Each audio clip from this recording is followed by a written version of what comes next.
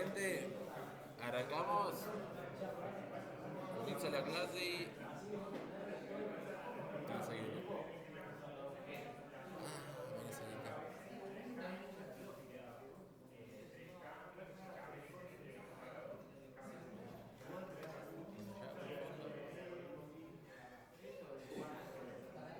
¿Arrancamos la clase? ¿Sí? Bueno, segunda clase de algoritmos randomizados, de vuelta tema que entra para el segundo parcial de la materia en reemplazo de algoritmos de aproximación. Hoy les devolvemos las notas, así que ya sabrán si tienen que necesariamente estudiar para ese tema o no, son cosas igual que tenemos la expectativa de que sepan. El primer segmento, por ahí un poco el más largo, el segmento de la clase va a ser de diccionarios y hashing. Bien, y vamos a ver cómo esto influye con la randomización. Bien, entonces de vuelta, recordemos lo que es el problema de diccionarios, que es que tenemos un gran universo U de elementos y el diccionario nos permite hacer cosas rápido, dígase, crear el diccionario, guardar el elemento, borrar el elemento, buscar un elemento, preguntar si pertenece el elemento al diccionario y todas las operaciones lo más rápido posible. ¿Sí? Hasta el momento hemos resuelto el problema del hashing, seguramente habrán buscado alguna función en internet o cosas que empíricamente se ve que funcionan bien. Hoy vamos a ver cómo generar toda una clase de funciones de hashing que nos puedan servir. Y además que nadie pueda venir y decir, mira, tu hashing va a andar mal por X o Y motivo. Bien. Entonces, si esto fuese para una cantidad n pequeña, manejable, nosotros podríamos hacerlo con un vector. Simplemente indexamos por algún valor, un índice del 0 al 100, del 1000 al 2000, lo que haga falta. Pero para un universo U muy grande es un problema un poco más complicado. Entonces, los diccionarios resuelven este problema haciendo una función que transforma U en algún valor numérico de 0 a algún valor de la tabla, en donde nosotros esperamos que el elemento esté ahí. Obviamente, tenemos el problema de las colisiones. Nosotros quisiéramos que minimizar la cantidad de colisiones para que no esté todo el tiempo el hashing, bueno, yendo a un lugar que está ocupado, entonces tengo que buscar en otro lado la función de probe, etc. Entonces, esta función de hashing me tiene que tomar elementos del universo U y entregarme valores del 0 al n-1. ¿Sí? Esto, en particular, pensamos como U, un universo de elementos muy grandes, de los cuales solamente queremos guardar en elementos. Entonces, si existiera una función mágica que me da la posibilidad de, con los elementos que voy a usar, pasarlos a las n posiciones sin que haya ninguna colisión, perfecto, cosa que para un universo U, que es más grande que la cantidad n del lugar que tenemos en la tabla, no se puede hacer. Entonces, como va a haber una colisión, lo que nos gustaría es que tengamos una función de hashing que distribuyan los elementos de una mejor manera dentro de los n posibles valores para minimizar esta probabilidad de que haya una colisión. Vamos a ver un problema. A ver, ¿cuál es, dada la mejor función que se les puede ocurrir que distribuya estos elementos y dados dos elementos cualesquiera, cuál debería ser la probabilidad de que esos dos elementos colisionen? Si agarro un elemento cualquiera, cae en alguna posición, agarro otro elemento cualquiera, ¿cuál es la probabilidad de que justo caiga en esa misma posición? Dada una función que distribuya perfectamente. 1 dividido la cantidad de posiciones, tal cual.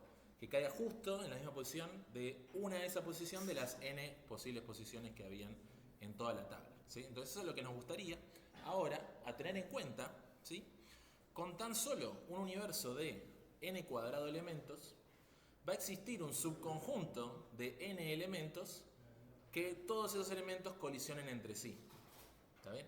Al haber n cuadrado elementos, si cada elemento se colisionaba con otro con una probabilidad 1 sobre n, yo agarro n cuadrado elementos de esos, justo los n que caen en esa posición en particular, va a pasar que esos elementos colisionan todos entre sí, y si justo alguien quiere usar un hash con justo esos elementos, la complejidad del hash va a ser muy mal, se lo den para todas las operaciones. Ok. Por un lado, la pregunta sería, bueno, ¿sería deseable que alguien encuentre esos elementos y me arruine el hash? Puede ser. Alguien que quiera que yo la pase mal, sería. No, un adversario que diga, mira, estos n elementos. Encontré n elementos y todos colisionan justo por la función de hash. Bien. Eso es algo que se podría hacer dada alguna función de hash fija que uno utilice. Si uno dice, mira, esta es mi función de hash, alguien puede ir, trabajar y decir, mira, acá hay n elementos que todos se pisan en la misma posición y hacen que tu hash funcione muy mal. Cosa deseable sería que eso no pueda pasar, ya sea por la definición misma de la función de hashing. Si nosotros ya hemos visto la incorporación de randomización con la posibilidad de que, bueno, yo diga, mira, mi código tira un random, entonces a menos que vos sepas predecir el futuro, no vas a poder encontrar n elementos que justo se pisen entre sí. Ok. Entonces, funciones de hashing que a alguien se le pudo haber ocurrido usar alguna vez y qué tan buenas son, qué tan malas son. Podemos usar los primeros bits de cada elemento. Si yo no sé, tengo una cadena, agarro los primeros caracteres, o tengo un numerito, agarro los primeros numeritos, cosa que no es conveniente porque, dado el dominio del problema, podría ser que los elementos tengan cierto patrón en los primeros bits, ¿sí? Pienso, si es una cadena que dice, no sé, es el documento de la gente, y la mayoría de las cadenas empiezan con DNI, 2 puntos, tanto, ¿no? Tipo, si vos justo usás los primeros caracteres, va a dar una calación muy grande entre esos elementos.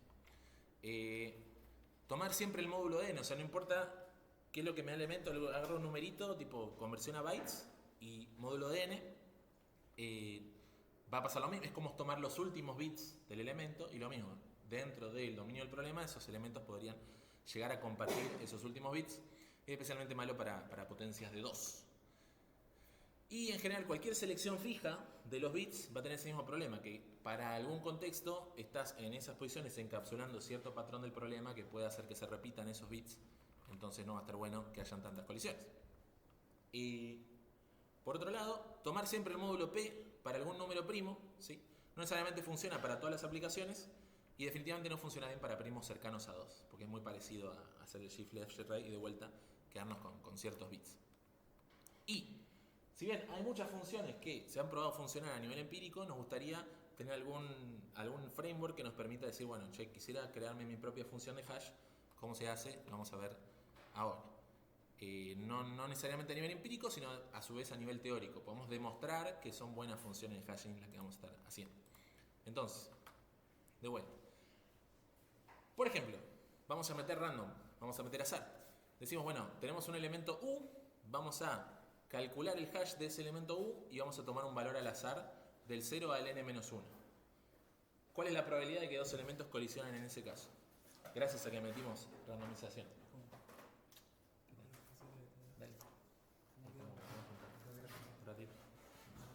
¿Cuál es la probabilidad? 1 sobre n, tal cual, lo más aleatorio que sea posible. Perfecto. La probabilidad de colisión es bajísima y es un Avengers level of random, podríamos decir. Ahora, ¿qué es lo que va a pasar? Ok. Cuando quiero acceder, ¿cómo hago? Porque elegí un número random, ¿cómo vuelvo a elegir el mismo número random? Claro, si yo ahora le pido a mi hash ir a buscar ese elemento, voy a pasar por la función de hash y me va a tirar un random, la probabilidad de que dé lo mismo es poco probable, normalmente me va a dar otra cosa, voy a ir a buscar ahí y el elemento no va a estar. No va a funcionar, perfecto. Entonces, ¿habría alguna forma de resolver este problema? Yo digo, quisiera acordarme que, o sea, para la función de hashing, no hacer una buena función de hashing, tira random, la primera vez tira un random, y después me quisiera acordar que para ese elemento U, yo ya hice un random y a guardar el numerito. Bueno, la primera vez que me guardo algo, ese elemento U, yo digo, uy, cayó 3 el random. Bueno, me acuerdo, el U1 va de 3, y me llega otro, ese U2 vale 7, y así. Me van llegando elementos, tiro un random, lo guardo. Ok, ¿cómo puedo resolver ese problema? Tengo un elemento y me necesito acordar tipo en qué posición iba en una tabla. ¿En dónde la guardas?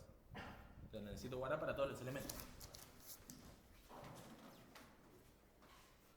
Usas un diccionario como que quedarte exclusivamente. Con un hash, muy bien. Lo podría hacer con un hash. Tipo, ahora, yo quería resolver el problema de funciones de hashing y para eso necesitaría un hash. Digo, bueno, dame un hash y yo resuelvo este problema.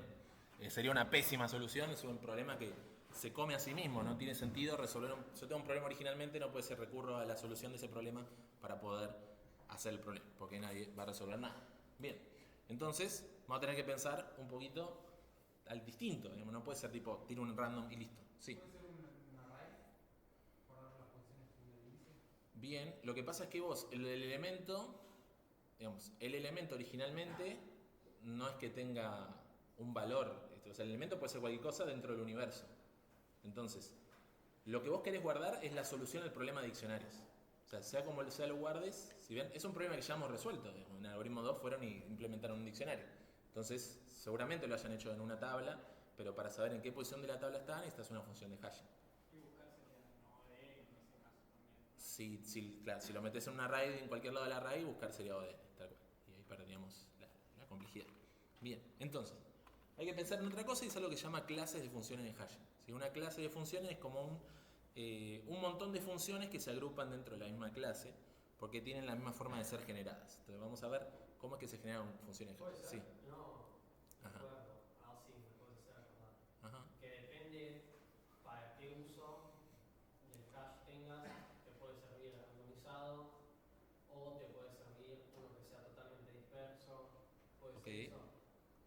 No sé en qué contexto vos decís que el hash es randomizado.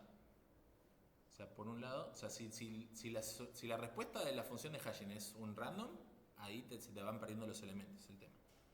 Entonces no sé, digamos, en cualquier momento vamos a ver algo que hace randomizados y hashing, pero todavía no lo vimos. Entonces, no sé en qué contexto. ¿Qué tipo era para verificación de seguridad o algo? Ah, ok, sí, eso sería como hashing criptográfico, esas cosas. Claro. Bien, claro. Es Y otra. estaba el otro, que es el que usas de toda la vida, bueno, Claro. el diccionario de busco en un lugar. Tal cual, sí, eso muchas veces dependiendo de la aplicación, qué tipo de función de hashing te puede llegar a servir. Este tipo de funciones de hashing pueden servir, por ejemplo, si alguien va a mirar tu código y quiere atacarte con elementos que hagan que tu función de hashing se vuelva mala por los elementos que elige. Si lo tiras random, entonces la persona no va a poder seleccionar qué elemento, pues no sabe cuál es la función de hashing. Sabe que tiras un random y haces cosas, pero no sabe cuál es la función de hashing dentro de toda una clase de funciones de hashing posibles. Hay muchas funciones de hashing posibles y cuál va a ser la correcta depende del random que tires en el momento, al momento de ejecución. Entonces, dentro de toda una clase de funciones de hashing, al azar vamos a elegir una. Entonces, propiedades que nos gustaría que tenga nuestra función de hashing. ¿Sí? Primero que esa clase sea universal. Así que la clase universal significa que, dado cualquier par de elementos U y B, la probabilidad de que haya colisión entre esos dos elementos sea como mucho 1 sobre n. ¿Sí? O sea, la mejor probabilidad que nos gustaría lograr, deberíamos poder lograrla. Y después, que la función h pueda ser representada de forma compacta. Así que diga, bueno, la función de hashing es esta. O sea, escribo una pieza de código, tengo unos bytes guardaditos que yo, pero que no sea, exponencial la complejidad espacial de poder guardar la función de hashing, porque no me sirve en la práctica. Bien, entonces quiero poder definir la función de hashing de forma eficiente. En el ejemplo anterior no cumplimos la segunda propiedad. Necesitábamos un hash para poder guardar el hash. No tenía sentido. Ok, entonces, cosas que se cumplen si la clase es universal. Si la clase es universal, las funciones de hash que yo... Imagínense la clase de funciones de hashing como una bolsita que yo meto la mano, saco una función de hash. Si entonces meto la mano, saco una función de hash, va a cumplir la siguiente propiedad. Para cualquier set U de tamaño hasta n, ¿sí? Sería esperable que la cantidad de elementos en S que colisionan entre sí sea lo sumo 1. ¿Sí? Eso se puede calcular gracias a la linealidad de la esperanza. Vamos a decir, si la probabilidad de que cada elemento colisione es 1 sobre n, cuando yo lo sumo para n elementos, ¿sí? Esto básicamente es multiplicar 1 sobre n por una cantidad de n elementos S, eso va a dar 1, ¿sí? Como mucho. La cantidad esperada de colisiones, cosa que es una propiedad bastante interesante. Entonces, ¿cómo hacemos para diseñar una clase universal? ¿Sí? Esta va a ser como una serie de pasos que nos dicen de qué forma tenemos que hacer para que exista una clase universal, de la cual entonces vamos a poder meter la mano, sacar una función de hash de la bolsita para poder utilizar en mi aplicación. Entonces, paso número 1, vamos a buscar un número primo, p, que sea similar al valor de n. ¿Sí? Si puede no ser un número que sea muy cercano a potencia de 2, mejor, pero eso por un tema ya en la práctica, en la teoría esto funciona igual. Pero buscamos un número primo, ¿sí? Y lo que vamos a hacer es que cada función se va a identificar de la siguiente manera, va a tener una cantidad de valores numéricos, A1, A2, A3, A4, A5, AR, donde cada valor numérico va a tomar algún valor desde 0 hasta P. ¿Está bien? Entonces, yo tengo una cantidad de bits que representan mi función de hashing, y como que divido esa función de hashing en segmentitos de bits que llaman A1, A2, A3, A4, donde cada segmento de bits tiene la posibilidad de tener un valor de 0 a P. ¿Okay? Entonces, de vuelta, a ver, para tomar el valor de 0 a P voy a necesitar una cantidad de bits, cada segmentito va a tener esa cantidad de bits y en total toda la función de hashing va a tener R por la cantidad de bits que yo necesito para reemplazar a P en bits. Okay. Esto se va a relacionar con el tamaño del universo. ¿Sí? Un universo de n elementos n grande, ¿sí? Un universo de n elementos n grande necesitará alguna cantidad de bits para representar esos muchos elementos. Eso va a ser un número grande importante. Vamos a querer que nuestra función de hashing tenga esa misma cantidad de bits, ¿sí? Y después dividimos en porcioncitas ese elemento grande en porcioncitas de bits, ¿sí? Cada una va a tener alguna longitud, que va a ser tendiendo al logaritmo de n, ¿sí? Cerca del logaritmo de p, y entonces la cantidad de porcioncitas van a ser r porciones. ¿Okay? Se puede saber como que, no sé, si el elemento grande tenía 64 bits y agarré un número demasiado grande, 32 bits, ponele, 32 bits tiene la necesidad de representar el universo, y por ejemplo tenés 8 bits para representar cada porción, vas a necesitar 4 porciones. ¿Okay? O para representar cada porción son 4 bits, entonces necesitas 8 porciones. Sería la matemática. Bien. Que te da esta funcióncita. La función de hashing va a quedar definida por algún vector de estos valores, estos R valores. Una función de hashing va a tener los R valores y en cada valor va a tener algún número de 0 a P. ¿Bien? Eso así va a quedar como representada la función de hashing. En ese sentido son como una tira de números segmentados en porcioncitas. Eso cumple la propiedad número 2, una definición compacta. Es tan larga como los elementos que vienen del universo. ¿Ok? Y se ve así la forma de operar la función de hashing. Fíjense, la función de hashing que está definida por el vector A de algún elemento X, ¿sí? No es más que, podemos decir, el producto vectorial, o sea, la sumatoria de todos los productos entre la porcioncita 0 de la función de hashing por la funcioncita 0 del elemento. La porcioncita 1 de la función de hashing, la porcioncita 1 del elemento. ¿Sí? De vuelta, tenemos una función de hashing igual de larga que la función del elemento. Cada una las separamos en porcioncitas. Multiplico esta porción por la del hashing, esta porción por la del hashing, esta porción por la del hashing. Así sumo todo y a eso le hago módulo P. Módulo P, vamos a decir, en nuestro hash, nuestra tabla va a tener una cantidad de elementos P que va a ser parecida a n. Entonces seguimos manteniendo esa propiedad, va a ser O de n en espacio. Y el resultado de esta serie de operaciones me va a permitir indexar en esa tabla de P elementos. ¿Okay? Entonces, hasta ahí podríamos decir, hicimos algo, no sé si sirve, no sirve, es bueno, no es bueno, pero todos estos pasos ya me dicen, no, falta un paso, ¿no? ¿De dónde saco los A sub I? O sea, muy bien, a ver la siguiente diapositiva. No sé, bien. O sea, hasta ahora hicimos todo esto, no sé cuál es mi función de hashing, porque depende de los A sub I, pero si yo tuviera mi función de hashing, yo ya definí todos los numeritos, todos los segmentos, qué sé yo. Para calcular la función de hashing es sumar y multiplicar. Con eso, listo. Ahora, ¿será o tendrá sentido generar los A sub I de forma aleatoria? Como digamos, dada la clase de randomizados, es como la forma más lógica que pensamos que podría tener de generarlos. Bueno, pensemos, vamos a ver por qué o sí. Podemos probar que definir nuestra clase de funciones de esta manera y ver si eso lo hace una clase universal. Vamos a tener, por un lado, los elementos, ¿sí? Los elementos de vuelta están definidos con R segmentitos. Si yo agarro cualquier elemento X, cualquier elemento Y, va a tener sus segmentitos. Y la pregunta es, ¿cuál es la probabilidad de que haya una colisión entre esos dos segmentos? Para eso, le aplico la función de hashing a ambos segmentos y me fijo qué condiciones se tienen que cumplir para que sean iguales las dos funciones de hashing, del mismo numerito de vuelta entre 0 y P. Siendo que X e Y no son el mismo elemento, obviamente. Si fueran el mismo elemento, obviamente va a haber colisión porque la función de hashing es determinística. Pero, como no son el mismo elemento, en alguna posición varían. Pueden variar en varias posiciones, pero en alguna posición varían. Entonces, vamos a tomar J como la posición en la que yo sé que varían. Varían en una posición, varían en media posición. Yo sé que en la posición J son diferentes X de J e Y de J para alguna de las posiciones, si no fueran el mismo elemento. La selección de nuestra función h requiere seleccionar cada uno de los valores a.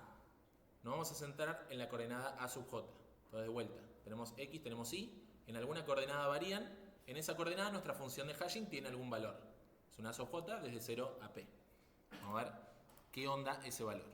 Si nos centramos en ese valor, sin importar el resto de los valores de A, necesitamos que la probabilidad de colisión sea 1 sobre P. Vamos a ver si es que nuestra función de hashing es capaz de cumplir con esa propiedad. Y tenemos esta superfuncioncitas que fíjense, esto es, de este lado estoy calculando cuál es el resultado que va a dar la función de hashing para X, ¿sí?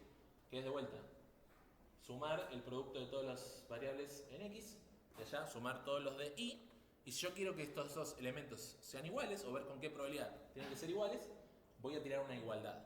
A ver, tipo, planteo que sean iguales y veo en qué caso se cumpliría eso. ¿Sí? Planteamos la igualdad, pasamos esto para acá, pasamos esto para allá. ¿Qué es lo que estamos haciendo? Agrupando de este lado todas las posiciones donde Y no es J. Y de este lado me va a quedar el J. ¿Por qué me interesa el J? Porque yo dije, existe un J donde Y sub J y X sub J son distintos. Entonces, este resultado va a ser algún número que no es 0. ¿Ok? El resultado es un número que no es 0 multiplicado por la correspondiente valor de la función de hashing. Es todo un número, módulo P, es todo un número, módulo P. La pregunta es si esos dos van a ser iguales. O cuál es la probabilidad de que esas dos cosas sean iguales. Y para eso tendríamos que repasar un poco de operatorio de álgebra modular, ¿no es cierto? Aritmética modular tenemos que pensar. Entonces, a ver, ¿estamos todos de acuerdo que esto es un numerito? La parte de la derecha. ¿Sí? ¿Puede valer 0 todo esto? ¿Puede valer 0? Sí, si X sub Y es igual para todos los segmentos, excepto el J, todo esto vale 0, 0 módulo P 0, y el lado derecho habría que ver si esto puede ser 0. Como esto no es 0, esto podría ser 0 si el A sub J es 0, por ejemplo. ¿Bien? Pero todo esto también podría no ser 0. Podrían variar en otras posiciones, que es todo un número que no es 0, módulo P va a ser algún número entre 0 y P, y la pregunta es, ¿cómo hago para yo, multiplicando un número por otro número, me dé como resultado un tercer número? Y eso en aritmética modular. Lo derecho, ¿Cuántos valores de A sub J satisfacen esta igualdad? O sea, tenemos esa igualdad. ¿Cuántos valores de A sub J? O sea, si A sub J vale 0, vale 1, vale 2, vale 3, vale 4. ¿Cuáles son los valores que hacen que esta igualdad sean verdad? Y vamos a hablar de aritmética modular. Por ejemplo, entonces, pensemos para P igual a 5. P es un número primo, ¿sí? Tenemos lo que estaba a la izquierda, da un numerito, lo que estaba a la derecha da otro numerito. Entonces, 2 por 0 da 0. ¿Sí? 2 por 1 da 2. 2 por 2 da 4. 2 por 3, ¿cuánto da 2 por 3? 6. ¿Qué es 6?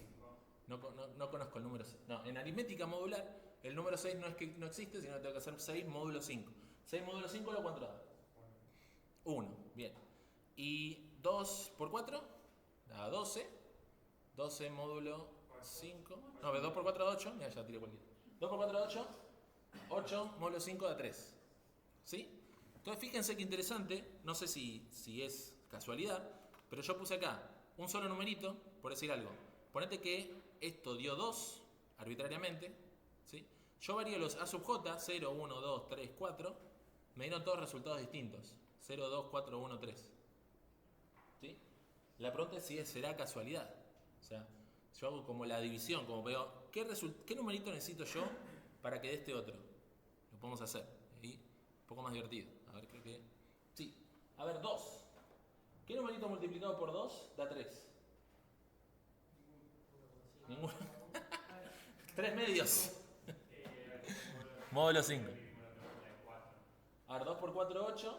Sí, módulo 5 da 3. A ver, ¿será que dice acá? Sí, 4. 8 módulo 5. Tal cual. Entonces, tengo acá un 3. ¿Qué número multiplicado por 3 da 4? 3. 3 por 3 da 9. 9 menos 5, 4. Correcto. Bien. ¿Qué número multiplicado por 4 da 2? Ah, más difícil. Pues es más bajo el 3. 12. 4 por 3, 12. Módulo 5, 2. Perfecto. ¿Qué número multiplicado por 2 da 4? 2. Muy bien. ¿Y qué número multiplicado por 1 da 3? 3. Perfecto. Ahora, La propiedad que nosotros extraemos de esta serie de multiplicaciones es que siempre y cuando P sea un número primo, ¿sí? Existe un solo número de 0 a P que dé como resultado que la multiplicación entre ese número y otro número arbitrario me dé un tercer número que yo necesite. Entonces, un número por otro número, yo digo, bueno, X multiplicado por algún numerito que me dé otro numerito, existe solamente uno, ¿sí? Alguno entre los valores de 0 a P menos 1. ¿Ok? ¿Qué significa eso para nuestra ecuación? Porque justo P era cercano a N. Si esto es un número, claro, pero si esto es un número y esto es un número, para satisfacer que esto por esto es igual a eso, en aritmética modular de un número primo, existe una sola asignación posible para la sub j, que dé que el a sub j por este numerito se iguala a todo ese otro numerito. ¿Ok? Y como P es un valor cercano a N, ¿sí? Técnicamente lo que podemos decir es que de todos los valores que puede tomar sub j, que va de 0 hasta P, solamente uno puede hacer cumplir la ecuación. Entonces la probabilidad de haber sacado de la bolsita una función de hashing, de esa clase de funciones de hashing, y que justo tenga en el a sub j el número que hace que esta ecuación sea correcta, es 1 sobre P. ¿Sí? Si forzamos que P sea mayor a N, eso es una mejor probabilidad que 1 sobre N. O sea, es más baja. Por lo tanto, estaremos cumpliendo que la función en la clase es universal. Ok. Eso es lo que dice ahí, número primo, solo existe un valor. Entonces seleccionamos la probabilidad 1 sobre P. ¿Qué me dice esto? Que este acercamiento de decir, che, para todos los A sub I, o sea, para la función de hashing, para cualquier elemento, segmentito, agarres al azar un valor de entre 0 y P, hace que, tomando dos elementos cualquiera del universo de elementos, la probabilidad de que esos dos elementos colisionen es 1 sobre P. ¿Es? Que P es muy parecido a N, entonces 1 sobre N podemos decir. O sea, es mejor que 1 sobre N la probabilidad de que esos dos elementos choquen entre sí.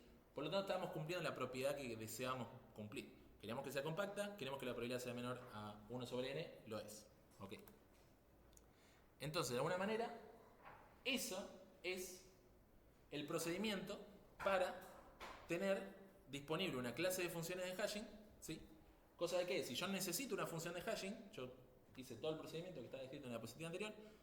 Si quiero una función de hashing, meto la mano en la bolsita, tiro un random para todos los valores a sub 1, a sub 2, a sub 3, a sub r, para cada uno de ellos que valgan entre 0 y P, ¿sí?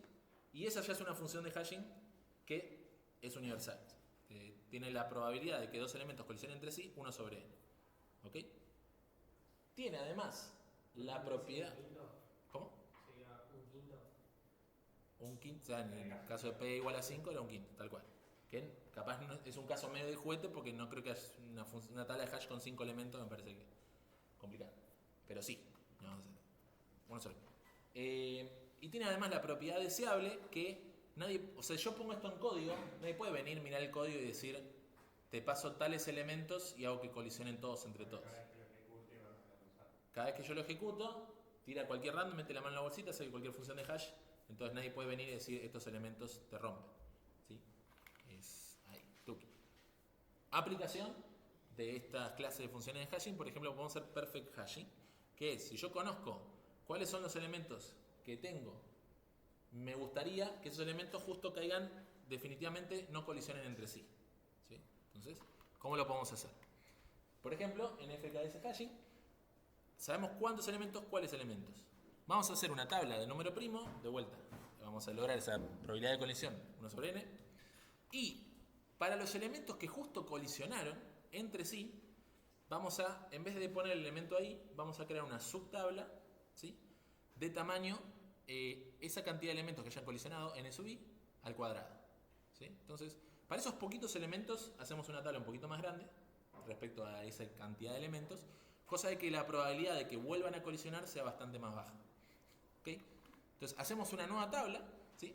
Y aprovechando que tenemos esta bolsita con clase de funciones, que puedo sacar cualquier función, agarro una función de hashing y digo, bueno, la voy a usar para esta cantidad de elementos, ¿sí?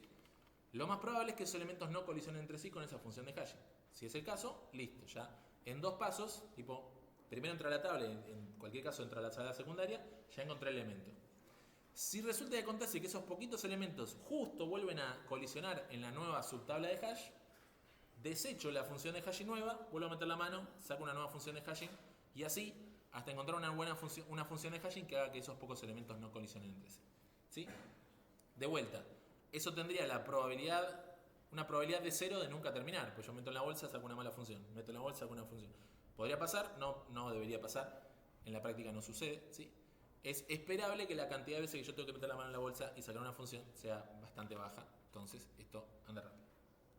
Tuki tuki, eso ya lo dije. Profe, una consulta. Sí, Cuando yo agarro una función y no Sí. me sirve, se descarta, ¿no? Claro, No es que sí, la sí. puedo volver a elegir después en la... A ver. Sí, puede pasar. Podría pasar, tiene probabilidad 1 sobre la cantidad de funciones que haya. No es que me voy a acordar qué función ya agarré porque estoy tirando random. O sea, meter una mano en la bolsa y sacar es como tirar random en los valores. Entonces, son varios valores. La probabilidad de que vuelvan a ser justo los mismos valores podría pasar, pero es baja. Bien. Todos los A sean ceros en caso de mala función. Todos los A igual a 0. No sé si. Bueno, todos los A igual a 0. Sí, multiplica todo por 0 y te tira todo al 0. Tal cual. Si no, más caso una mala función. Bien. Entonces, como la cantidad, esto no lo vamos a demostrar, pero la cantidad esperada de colisiones en la subtabla es un medio, rápidamente sacamos 1, 2, 3 veces, vamos a sacar una función de hashing que nos sirva. Bien.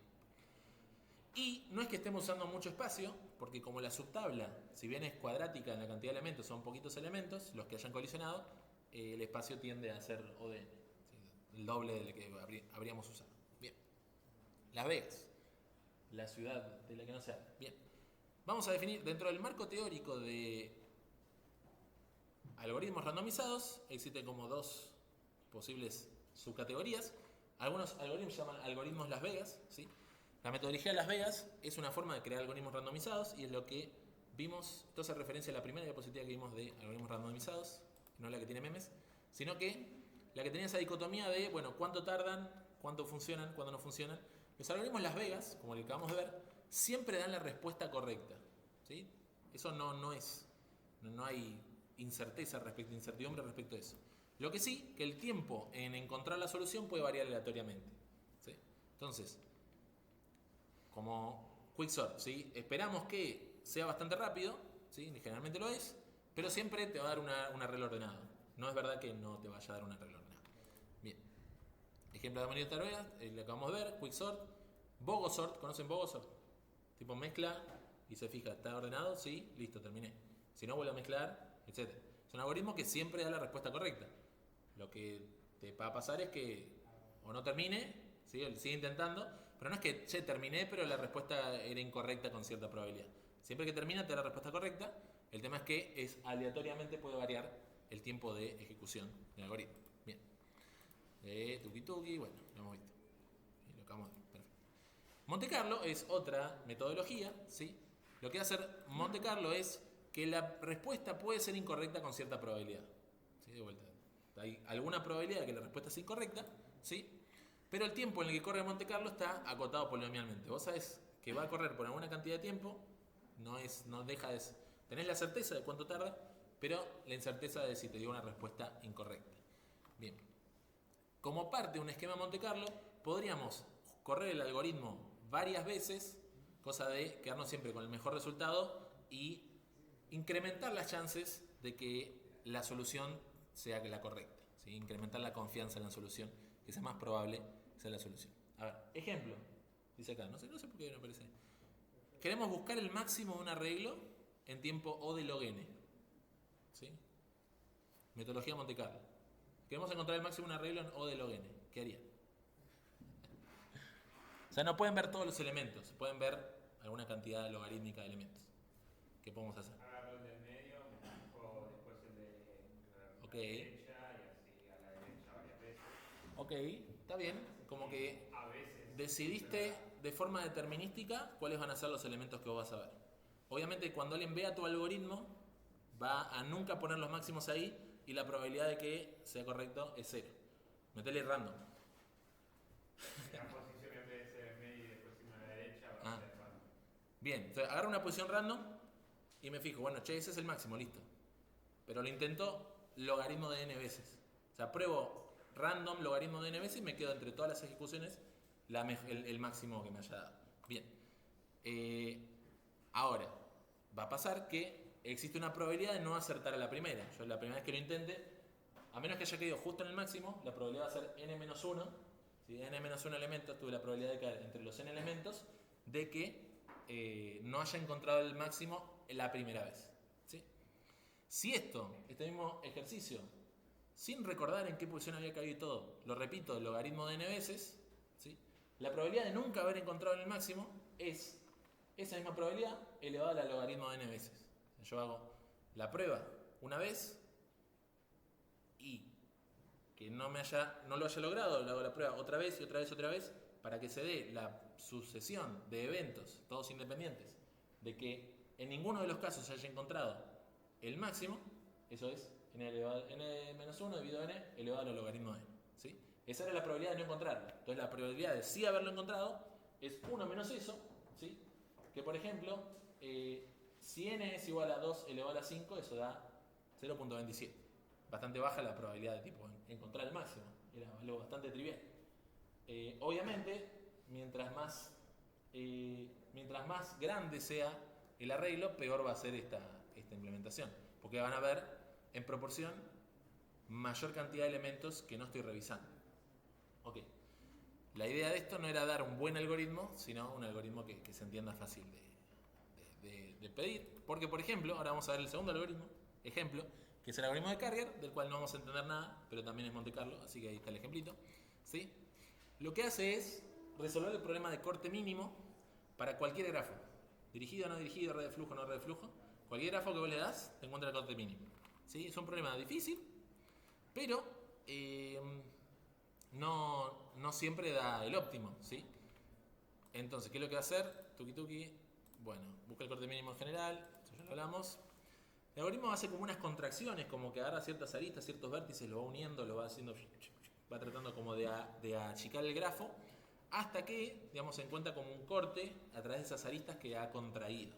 Bien, las aristas que contrae son al azar y la probabilidad de que yo ejecute una sola vez el algoritmo y esa corrida en particular de justo el corte mínimo es esto, n tomado de 2 elevado a la menos 1. ¿Sí? Esto tiene que ver con la cantidad de aristas tomadas de a 2, o sea que realmente está yendo bastante al azar la cosa.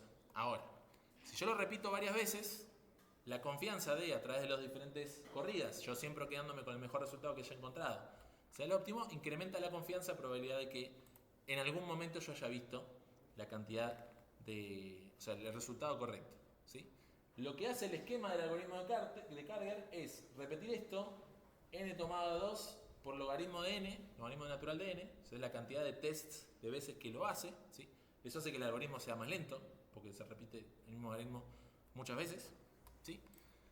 Pero siempre se queda con el mejor resultado. La probabilidad de que no se encuentre el mínimo es acotada por 1 sobre n. Al final, sabiendo muchas aristas, es bastante baja la probabilidad de en algún momento no haber encontrado la solución correcta. Entonces, de vuelta, tarda una cantidad de tiempo que es conocida, polinomial, pero existe cierta probabilidad de que no dé el resultado óptimo. Eso por ese lado. Bien. Otras cositas. Estamos hablando de randomizados. Vamos tirando cosas. Heurísticas. ¿Sí? ¿Qué es una heurística? Es algún método que te ayuda a aproximarte más rápido a alguna solución. ¿Sí? Entonces, nosotros sabemos, por ejemplo, resolver ciertos problemas de forma garantizada, pero quisiéramos conseguirlo más rápido. ¿Sí? Es algo que se mezcla a veces con los algoritmos GRID, porque muchas veces una regla GRID puede ser alguna heurística aplicable a algún problema, otro problema, especialmente en modelos de optimización, hacían como esa. Se mezclaban esas terminologías. Pero bueno, si nosotros tenemos un algoritmo de búsqueda de optimización, que en cierto sentido un algoritmo de optimización podemos verlo como una búsqueda en algún plano y queremos encontrar la mejor solución dentro de ese plano, sería como búsqueda de optimización. Una función heurística nos podría decir para dónde es que nos conviene buscar. ¿Sí? Rankea diferentes opciones de búsqueda en base a la información que tengamos disponible. ¿Sí? No siempre va a tener toda la información disponible, entonces no siempre va a poder darnos con certeza hacia dónde deberíamos buscar, pero nos da una idea en vez de buscar a ciegas o buscar por todos lados. ¿Sí? Los algoritmos GRID podrían verse como heurísticas que tratan de aproximar la solución óptima de un problema. En el problema de la mochila, Nosotros tenemos una heurística que sería, en vez de buscar todas las posibles soluciones metiendo cualquier elemento, la heurística nos decía, che, guardate primero los elementos que tienen mejor relación valor sobre peso y anda metiendo todo lo que puedas meter. Sería como la heurística. Entonces, ejemplo de algoritmo que usa heurísticas, A estrella. ¿Saben qué? El algoritmo de Dijkstra es óptimo, dadas ciertas condiciones originales del grafo, pero es óptimo, pero va a tener el problema de que quizás arranca y se pone a buscar por todos lados. Hasta que yo no encuentre a dónde quiero llegar, se pone a buscar por todos lados, ¿sí? Y de alguna forma, uno puede llegar a pensar, si yo estoy en este punto y quiero ir hacia allá, ¿por qué empieza a buscar Dijkstra y empieza a buscar para allá también? Si puede llegar muy rápido para allá, está buscando, pero ¿qué voy a pegar toda la vuelta así? O sea, eso es poco probable, dependiendo de cómo sea la geometría de nuestro problema, ¿sí?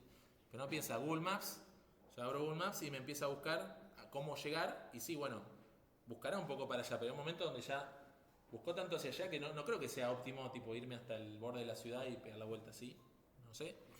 Lo que hace A estrella es ayudar a Dijkstra, porque al final del día el algoritmo va a ser muy parecido a Dijkstra, con la diferencia que va a tener una intuición de hacia dónde buscar. O sea, va a darle preferencia a la búsqueda en la dirección en la que yo quiero llegar.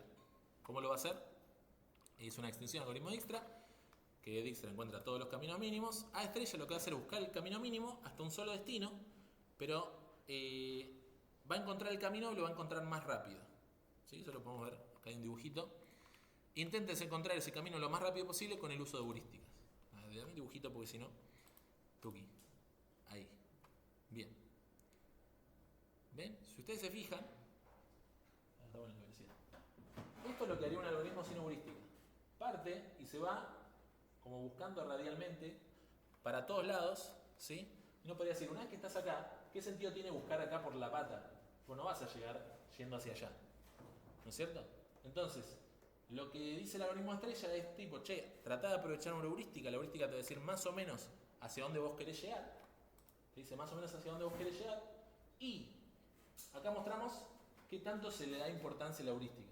El de allá se le da la máxima importancia a la heurística. Siempre va, no se abre demasiado respecto a lo que la heurística le marca, incluso sin saber si esa será la mejor opción. Acá le da un poquito menos de interés, acá un poco menos de interés todavía, que se va abriendo bastante. Pero por esto es como una relación que se aplica entre hacia dónde debería estar el destino y cuáles son los lugares más cercanos que yo conozco. Porque al final del día, por ejemplo, este lugar es más cercano que el destino. Pero la heurística me dice, todavía no revises estos lugares porque la probabilidad de que te convenga venir por la pata para llegar hasta la cabeza es baja. ¿Sí? Es más probable que encuentres la solución yendo en aquella dirección que abriéndote para cualquier lado. Eso es lo que nos dicen nuestras heurísticas. Ahí está el dibujito. ¿Bien? ¿Cómo se implementa esto en la práctica? Yo voy a tener, en el heap yo tengo que meter algo. Normalmente se mete la distancia hacia el vértice destino que yo estoy manejando en ese momento. Lo que vamos a hacer es, aparte de esa distancia, le vamos a sumar el valor de la heurística. ¿Sí? Entonces, el valor de la heurística acá en la pata va a ser mayor que el valor de la heurística por acá. Entonces, es menos probable que los elementos de acá salgan del heap porque se le está sumando un factor bastante alto. ¿Sí? Eventualmente, estos valores del heap por ahí los sacó, porque si bien era poco probable respecto a la heurística, eran elementos que estaban muy cerca, entonces los visito igual. Como incluso en este caso, todos estos que están acá a los costados, si bien no son parte del camino más corto, están cerquita, están más cerca en relación a la heurística que el destino en sí. ¿Eso es qué tanta diferencia le pongas? Claro, es como un factor. Y acá la heurística le está dando factor 0, factor tal cual. Un factor que le da importancia que se le está dando. Bien. Bueno, lo que vamos a hacer es que el valor, entonces, que está dentro del heap que está usando Dijkstra, sea la distancia más esa heurística que nosotros le aplicamos. ¿Sí? El efecto que eso va a tener es que voy a explorar más rápido los elementos que la heurística dice que son más probables de llevarme hacia el destino. ¿Sí? En el sentido, tiene la complicación dentro de todo que es si te convenía capaz alejarte un tanto para después tomar una ruta mucho más rápida, ahí podría llegar a pasarte que esto no te dé la solución óptima, ¿sí? Por no llegar a ver ese camino alternativo, ¿sí? Pero eso depende de cómo se decida esa heurística, y lo que vamos a ver acá es que si la heurística es admisible, entonces el camino encontrado siempre es el óptimo. Que una heurística sea admisible significa que nunca sobreestima cierta ruta. Entonces, si no sobreestima qué tanto cuesta por algún lugar, entonces, ¿cómo se dice? El resultado de este algoritmo de estrella siempre va a ser el óptimo, ¿sí? ¿A qué me refiero con sobreestimar? Si la heurística me decía que yendo para allá y pegando la vuelta nunca iba a ser mejor que yendo directo, pero resulta que ir para allá y después pegar un camino mucho más rápido sí era admisible, entonces mi heurística está sobreestimando, por lo tanto no logré ver esa ruta alternativa por culpa de que mi heurística sobreestimaba. Por lo tanto no es admisible la heurística, entonces yo tengo que saber que, ojo, puede no ser óptimo la cuestión. Bien, este es un ejemplo. Fíjense, la heurística me dice que tengo que ir hacia allá. Acá hay una pared. La heurística está subestimando cuál es la distancia hasta el destino. La heurística piensa que yo puedo ir acá derecho y llegar. Pero bueno, de última no sobreestima, solamente subestima. Subestimar no es problema, pero al estar sobreestimar sería un problema.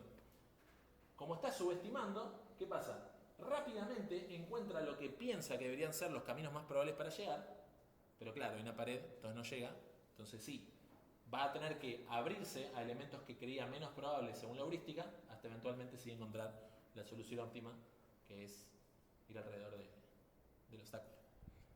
Bien, ok, dibujito. ¿Y cómo se soluciona el sobreestimar? ¿Le pones menos valor a la heurística? Ahí el tema es que depende la heurística que vos puedas poner respecto de cuál es el dominio de tu problema. Por ejemplo, en problemas como el de acá, donde estás en un plano bidimensional, podés suponer una heurística que sea la distancia euclidiana, y la distancia euclidiana nunca va a subestimar lo que te cuesta para llegar, ¿sí? No podés teletransportarte, por decir algo. Yo no tengo acá un portal que me lleva de acá hacia allá. Si yo tuviese un portal acá, sería una sobreestimación decir que este lugar está a cierta distancia de allá, por realidad está a distancia cero porque hay un portal, por decir algo. Pero sí, eso ya depende del dominio de tu problema. Si vos tenés un videojuego que no tiene portales, entonces el tema de distancias euclidianas tiene bastante sentido en ese caso. Bien, vamos a ver un par de distancias más, como para que se entienda eso. Profe, una consulta. Sí. Si supiera que un problema se inclina como a dos soluciones, Ajá. ¿podría utilizar una heurística de poner, limitar, no sé? Digo, yo sé que si tarda más de 5 minutos, ese camino es inválido. Oh. Puedo decir, te limito el tiempo acá y uso otra heurística por si... Podría ser, sí. O sea, pienso que podría ser. Estarías hablando ya, capaz no de... Sería un algoritmo de búsqueda, de optimización, pero sí, si no encontraste algo mejor que el óptimo por un camino, decir, bueno, che, busco por otro lado, podría ser. ¿Algo parecido a eso decís? Claro, pero, o sea, solo por otro y después si no me tiro a expandirme. Bien, sí. Ah, ok, Sí. pensé que... Bien. Tenemos, esto es otra forma de geometría, si hablamos de geometría euclidiana, tenemos la geometría del taxista, ¿sí? En calles que son bastante cuadriculadas, uno podría decir, bueno, ¿qué heurística yo podría tomar para llegar a algún lugar? Y uno dice, bueno, la heurística de distancia euclidiana te diría, bueno, típicamente lo que tendrías que hacer es atravesar todas estas casas de la gente, o tirar un túnel y llegás ahí de forma directa, ¿sí? Eso, por un lado, sí, subestima las distancias que vos tenés que hacer. No dejaría de ser admisible, pero quizás no sería tan representación fiel de cómo es la distancia real entre dos elementos. Entonces, muchas veces se usa la distancia Manhattan, como esto de los cuadriculados, en este caso, los lugares donde sí podría pasar un taxista. Entonces, todas estas distancias calculan como una medida. Bien. Y, por ejemplo, les voy a mostrar un círculo, ¿sí? En geometría Manhattan, esto es un círculo. Fíjense, todos los elementos respecto del origen están a la misma distancia. Bien, divertido. Ok. Tenemos por acá, por ejemplo, la distancia de Chebyshev, que es cuántos movimientos le cuestan a un rey en el ajedrez llegar a algún lugar. Y de vuelta, si vos tenés un problema en el ajedrez, una buena heurística sería usar la distancia de Chebyshev, porque sabés que es la cantidad esperada de movimientos que tiene el rey para llegar a algún lugar. ¿Sí? Siempre ha sido un cuadrado. Un círculo se ve como un cuadrado, por ejemplo. Todos los dos, ¿sí?, forman el radio 2 respecto del rey en ese punto. Que muchas veces esto puede servir para, no sé, finales, para ver si el ajedrez llega al peón pasado, etcétera. Quien sabe de ajedrez sabrá. Bien. Otras cosas, ¿sí? Cosas que se usan en problemas de búsqueda y optimización. El hill climbing, ¿sí?, que también es algo que le suelen usar en ciencia de datos, le suelen llamar gradient descent, que es, vos querés resolver el óptimo de una función en algún espacio de dimensiones, y vos decís, bueno, me paro en algún punto y me muevo siempre en la dirección que optimiza el resultado de lo que yo quiera optimizar, ¿sí? Entonces, si yo tengo esta curva, empiezo por acá, me voy moviendo con el gradiente, con la derivada de la cuestión hasta llegar hasta un óptimo, que lo que tiene eso es que lo que encuentra es un óptimo local respecto del punto en el que te encontrabas, ¿sí? No necesariamente el óptimo global de toda la función. Y para eso existe un metodito que es un poco similar, que se llama taboo search, ¿sí?, como búsqueda tabú, que lo que hace es, bueno, sí, desde un punto llega al óptimo, dice, bueno, llegué a algún óptimo que posiblemente sea un óptimo local, capaz el global, dice, bueno, llegué hasta ahí, voy a empezar desde otro punto y ver hacia dónde me lleva. Y bueno, de todos los puntos que aleatoriamente eligió, se quedará con el mejor y dentro de alguna manera es como que exploró más posibilidades dentro del espacio de soluciones. Ok. Bueno. Esto arranca el segmento de las cositas más nuevas de las que se han agregado en la materia. Esto es un meme. No. Entonces, ¿qué pasa si mamá problema y papá problema se unen y tienen hijitos problemitas? Hijitos solución. Bien. Esto es lo que plantean los algoritmos genéticos, ¿sí? Tomar diferentes soluciones, hacer que se reproduzcan de alguna manera. ¿No dice Nauquis en algún lado? Ok. Y eso hace que nazca una nueva posible solución que me voy a fijar si es mejor o no es mejor. Y la idea de los algoritmos genéticos es que sigan como esta idea de evolución que tiene el universo de las especies, para que a través de las generaciones permanezcan los individuos que han demostrado mejores capacidades, en este caso de resolver el problema. Bien. Se basan en procesos evolutivos. Cada individuo es como una solución al problema, y vamos a mantener dentro de la población de individuos a las soluciones que mejor resuelvan el problema de optimización, y a través de las iteraciones, como que van pasando las generaciones, y eventualmente van quedando cada vez las mejores soluciones al problema. Un individuo lo que va a tener, esto de nuevo, como muy la sintaxis es como muy técnica de genética, pero va a tener cromosomas, que son como la expresión de su naturaleza, es decir, un vector de estado de soluciones, o sea, para cada característica que pueda llegar a tener la solución, cómo se expresa ese valor en el vector. Cada cromosoma tiene genes, que representan como variables del problema, y los genes pueden tomar diferentes valores, se les llaman hilos, en función de, bueno, valores posibles, en qué posición está el gen, etc. Bien. Los individuos exitosos deberían poder transmitir sus genes a la siguiente generación de individuos para siempre quedarnos con esas mejores soluciones a través de la generación. Bien. ¿Qué tan bueno es el éxito de un individuo? Debería estar dado por una función de aptitud, es decir, vos tenés para esa solución en particular qué tan buena es la solución respecto a tu función objetivo. Algoritmo, perfecto. Bien, sí, ya tengo. Bueno, luego,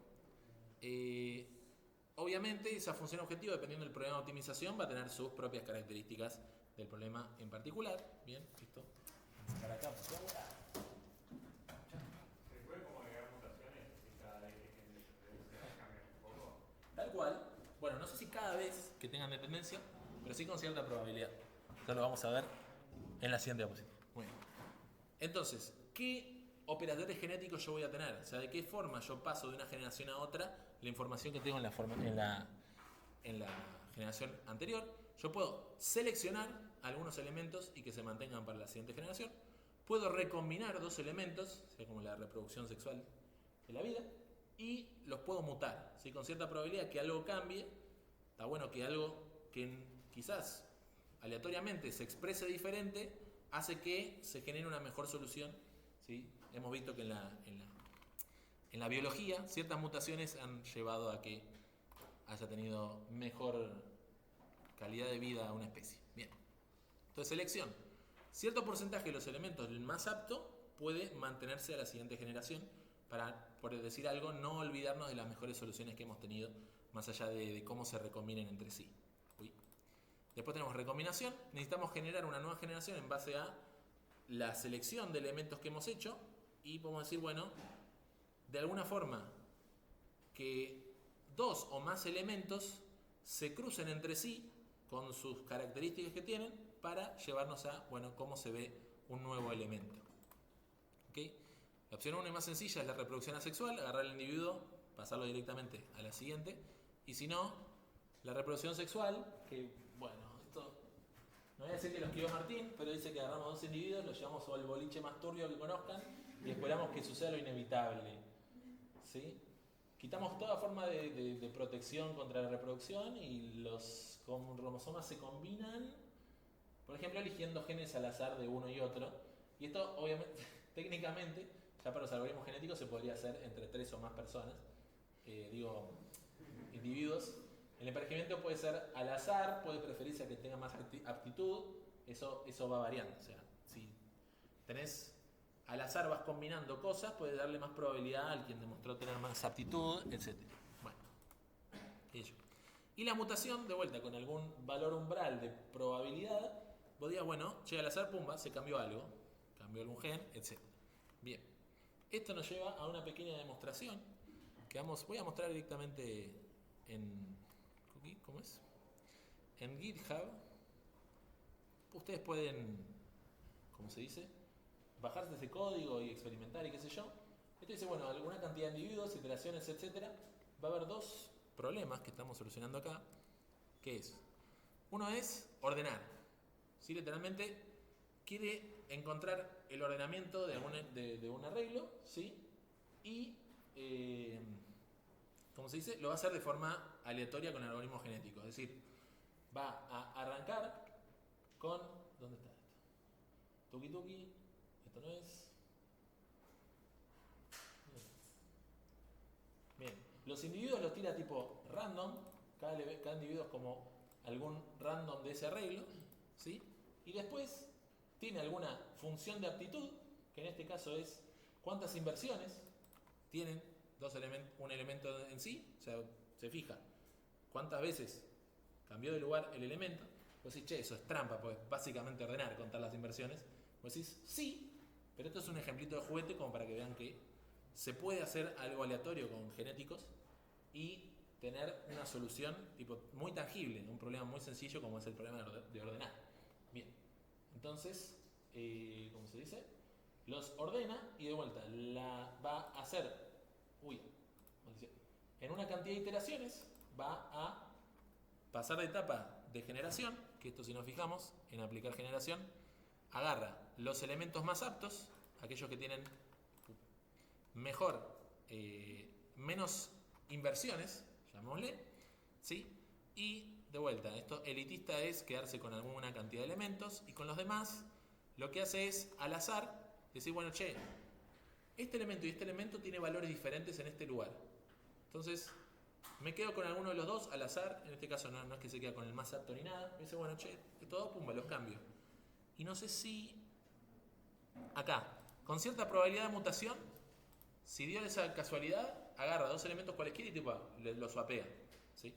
Eso sería como las posiciones en las que están los elementos representan como estos cromosomas que tiene el individuo, que hace que, bueno, vaya cambiando en qué posición queda cada elemento para cada uno de los individuos. Y si lo corren la suficiente cantidad de iteraciones, esto ordena. Si lo corren con pocas iteraciones, como que va ordenando, pero no siempre llega a la solución correcta, pero sí tiene bastante pinta. Y eventualmente con una suficiente cantidad de iteraciones ves que ordena, porque de vuelta, al azar y quedándose con los mejores individuos y cruzando y qué sé yo, encontró la mejor solución del ordenamiento. Y el otro ejemplito es resolver el problema de las n reinas usando independent set. Entonces, de vuelta acá, Tuki, tenemos el problema de las n reinas, tira con 8, y lo intenta resolver con un independent set de ese tablero de n reinas. Y la forma de resolverlo es, bueno, los individuos colocan las reinas en cualquier posición al azar en cada una de las filas, columnas, y dice acá, si no es un independent set, se descarta el individuo. Entonces arranca con poquitos, o sea, de vuelta, como que lo construye diciendo, bueno, agarro cualquier posición al azar, le meto un elemento, ¿sí?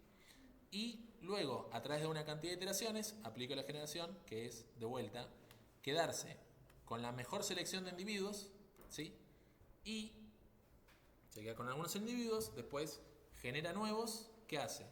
Se fija de ambos padres, dice, bueno, uy, che, ¿tienen elementos distintos? Bueno, si con cierta probabilidad me quedo con un padre, me quedo con el otro padre. Y así, siempre que sea independent set, los manda a la siguiente generación. Si yo intenté de un padre tomar un elemento que no corresponde a este otro padre, ese no hay, el individuo no lo podría usar. Sí. ¿Pone una reina en una reina y después junta? O... No, si vos tenés que imaginarte como la solución, como dónde pondría reinas, y si vos tenés dos soluciones, como quieres generar una nueva solución, entonces lo que hace es, por ejemplo, es decir, las reinas que comparte las manda directo. Como son iguales, bueno, las manda. Y si son diferentes, se fija si puede quedarse con una, si puede quedarse con las dos. Y las manda. Bien. Y si no puede quedarse con las dos, tira un random acá. Bien. De vuelta, para que puedan experimentar, si le pongan pocas iteraciones, a veces consigue 6, 7 reinas. Con suficientes iteraciones, encuentra las 8 reinas. Bien. Eso nada. Pruebitas. Cositas que se pueden ver. Tuki. Ah, bueno. Bien. Increíble. Eso. Ok. Random Box.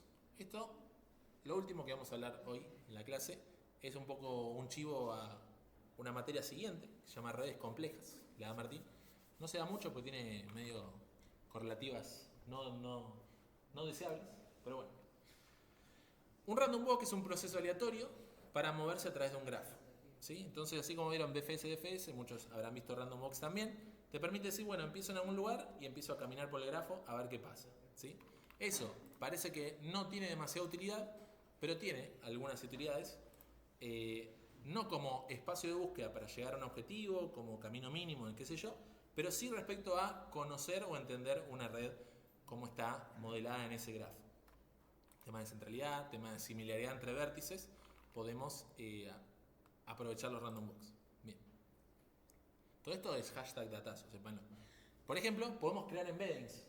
A mí, para ciencia de datos, me podría interesar traducir alguna red compleja en un vectorcito, cosa de poder hacer operaciones vectoriales entre elementos, ¿sí? Yo podría representar algún elemento como un vector, y para saber qué vectores me conviene utilizar para representar, se hace esto de los embeddings, que es que dos elementos que sean parecidos tengan una distancia coseno similar, ¿sí? ¿Cómo sé que dos elementos son parecidos? Bueno, podría ver cuántas veces aparecen juntos en la misma random walk. Entonces yo camino random, tiro random walks y me fijo si esos dos elementos tienden a aparecer juntos.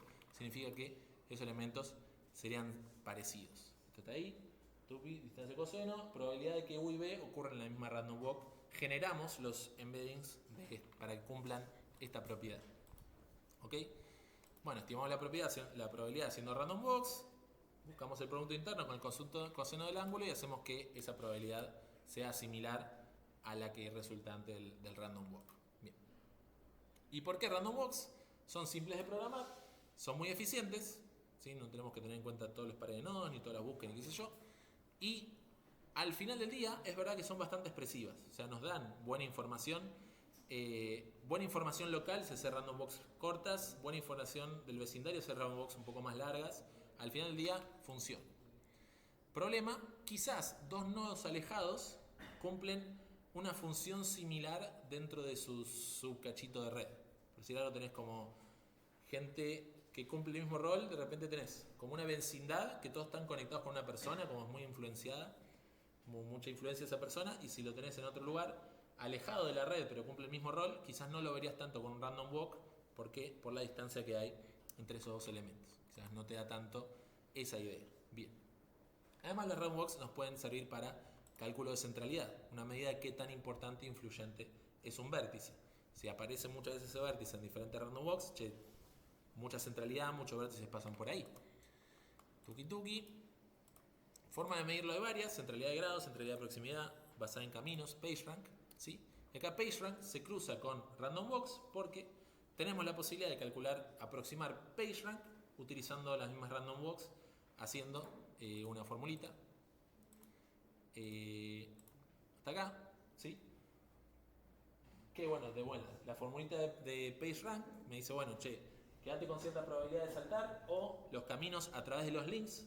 Muchas veces los links se ponderan respecto de qué tan importante es cada uno de los elementos. Entonces esos elementos van y tirándoles importancia a otros elementos que estén conectados con ellos a través de la red. Tuki tuki. Eso está. Y el PageRank personalizado, podemos empezar desde uno o más vértices, eligiéndolos al azar, y hacer RandomBox desde los vértices elegidos, y hacer esta parte de transferirle porciones del valor de PageRank a elementos que vamos encontrando en el sentido. Eso ahí, dividiendo la transferencia por los adyacentes que tienes. Más adyacentes, menos factor se le da a cada uno de los elementos. Okay. Y última diapositiva, el SimRank, o sea, una especie de ranking de similaridad, ¿sí? Dos objetos van a ser similares si se relacionan con objetos similares. Entonces, puedes tirar de vuelta RandomBox de rango L de vértice de interés y ver quién tiene mayor transferencia de PageRank a través de esos elementos. Bien. Dicho eso, clase de hoy estamos. Yo voy a, por un lado, oiga. La complejidad de los algoritmos de genética depende completamente del problema, ¿no? Depende del problema, depende de la cantidad de iteraciones que vaya a hacer, tal cual.